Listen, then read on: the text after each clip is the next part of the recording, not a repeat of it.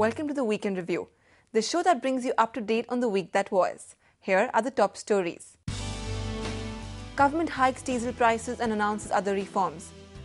Supreme Court sends Coal Ministry a notice on mine allocations. And Air India's Dreamliner planes get set for takeoff. The UPA government may get criticised for policy paralysis, but it has managed to roll out significant reform measures. Late on Friday, the cabinet announced an opening up in both multi-brand retail and aviation.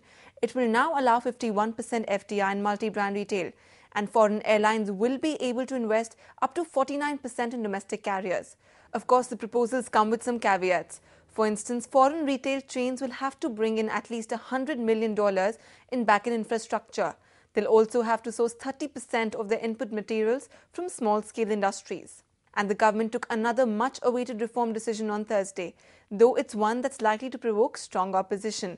The Cabinet Committee on Political Affairs decided to increase the price of diesel by 5 rupees per litre.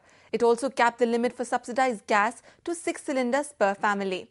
The government subsidises the prices of diesel, kerosene and cooking gas. But it's a policy that's added to India's large fiscal deficit. The increase in diesel prices alone is expected to slash the government's subsidy bill by more than 20,000 crores. But since diesel is crucial for transportation of goods, the price hike will also increase overall inflationary pressures. Speaking of inflation, new figures show that it has gathered pace in August. The wholesale price index climbed to 7.55% during the month. In July, it was at 6.87%. The high figures come just before RBI's monetary policy review on Monday. Meanwhile, there's no end to government's troubles over coal. On Friday, the Supreme Court sent a notice to the government over coal block allocations. It asks the Coal Ministry to provide explanations for alleged irregularities in the allocation of coal mines. The notice sets an 8-week deadline.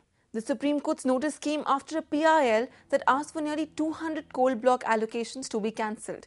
Separately, the government is cracking down on some controversial allotments of coal blocks.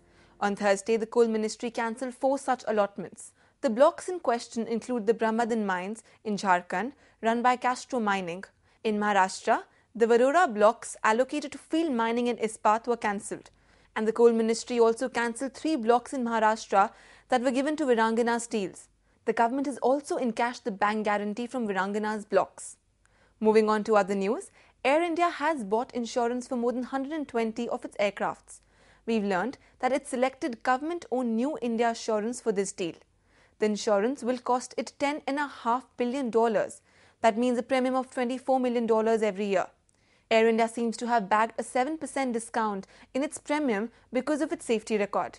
This is despite a 2010 crash in which an Air India Express jet crash-landed in Mangalore airport, killing 158 people. And in a spot of good news for Air India, the airline unveiled its first Boeing 787 Dreamliner on Thursday. Air India says it will start flying the plane commercially on the 19th, focusing on domestic routes. International flights will follow soon after. Air India expects to receive 27 of the fuel-efficient Dreamliners by 2016. And here are some stories in brief. Factory output has remained flat in July. Data from the government shows the index of industrial production inched up 0.1% during the month. In June, it fell 1.7%. Meanwhile, India's international trade has continued to shrink in August. The country's merchandise exports declined 9.7% during the month to $22.3 billion. Imports, meanwhile, shrank about 5% to $38 billion. That translated into a trade deficit of $15.7 billion compared to $15.3 billion in August of 2011. Software giant Infosys has finally made a big-ticket acquisition. On Monday, it announced it would buy the Zurich-based consultancy firm Lodestone in a deal worth 330 million Swiss francs. Lodestone has about 200 clients. It advises them on using SAP Business Software System as well as being a consultancy for strategy. And finally, Walmart plans to increase its network of wholesale stores in India. The company says its local joint venture will open between 3 and 5 cash-and-carry outlets in the country by the end of 2012. Walmart currently runs 17 wholesale stores in India in partnership with Bharti Enterprises.